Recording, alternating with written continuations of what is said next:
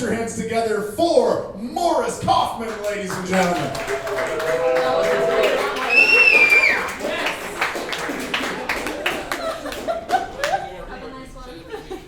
Don't call your boyfriend a fairy.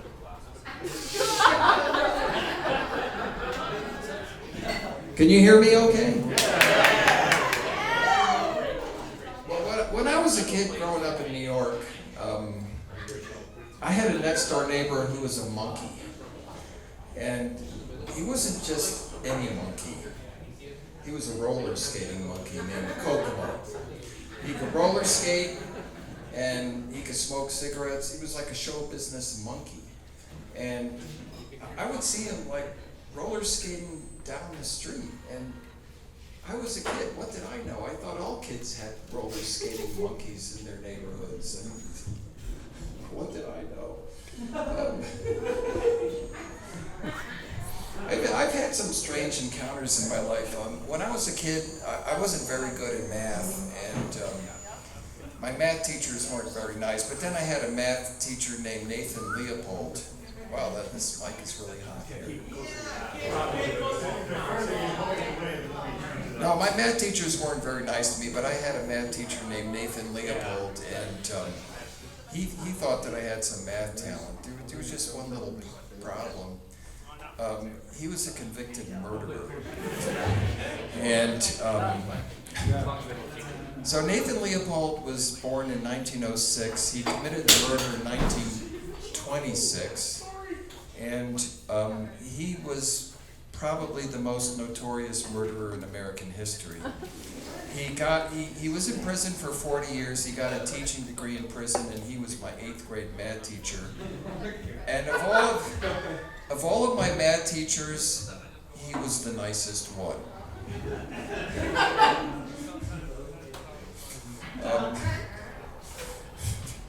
I had some serious math problems. When I was in college, I had a math teacher who was pretty rough. Everybody was flunking the class. And bring your own martinis or something? I'm out of here. I mean, this is ridiculous. I'm quitting. And so that night I had a dream, and the math teacher came to me in a dream. And he said, "Morris, I hear you're going to quit school." And I said, "Yeah, this is ridiculous." He says, "Over a math class? You're going to quit over a math class?" So I woke up and I thought, damn it, I'm going to stick with it. So I ended up doing okay in his class, and I came to him at the end of the semester, and I said, he congratulated me, I did all right. So I said, but I got to tell you, I had a dream about you. So he was like, whoa. What was this dream? So I tell him the dream, and he says, "Look, I want to explain something to you, okay? I could flunk you all day, every day, not a problem for me. The guy in the dream looked like me, sounded like me, was not me." He says, "That guy was you, was not me." So I appreciated Nathan Leopold even more at that point in my life. I lived in the barrio in Tucson for a while, and there was a guy in the neighborhood named Chi-Chi. He was a retarded guy. He was cross-eyed. What's that? His name was Chi-Chi. He had big tits. That's what Chi-Chi means.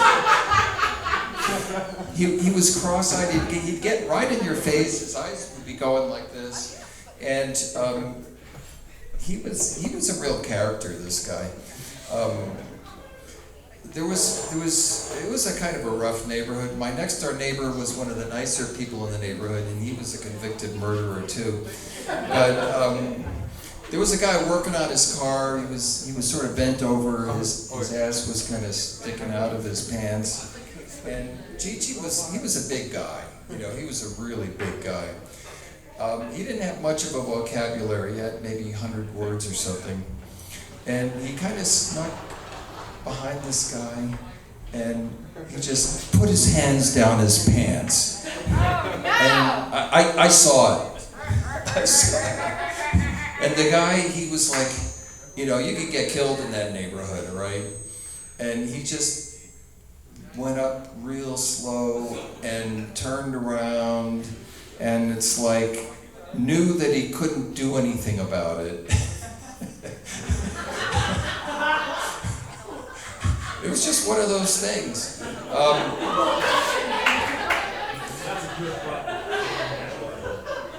He kind of liked me, you know, and I had this old truck. It was a 52 Chevy truck. I mean, this truck, I bought it in Espanola, and I was driving down the road one day with this truck down through Espanola, holding the steering wheel, and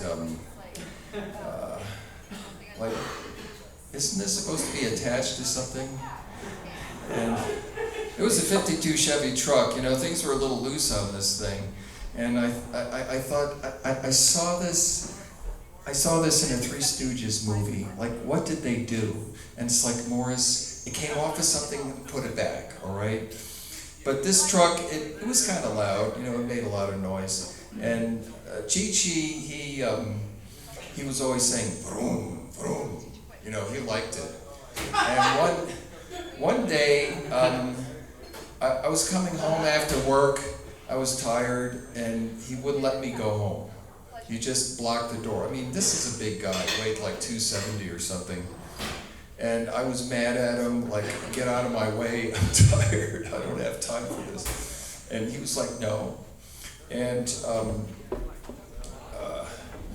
so I'm like, what is the problem? What do you want? So he points to my truck, I left my lights on. I mean, he couldn't tell me that. You know, he didn't have much of a vocabulary. He was a character. I was married for a long time. Let's see. You want me to quit? Oh, I better quit then. You're great, Morris! I didn't tell you about Guido. All right, Guido. Thank you.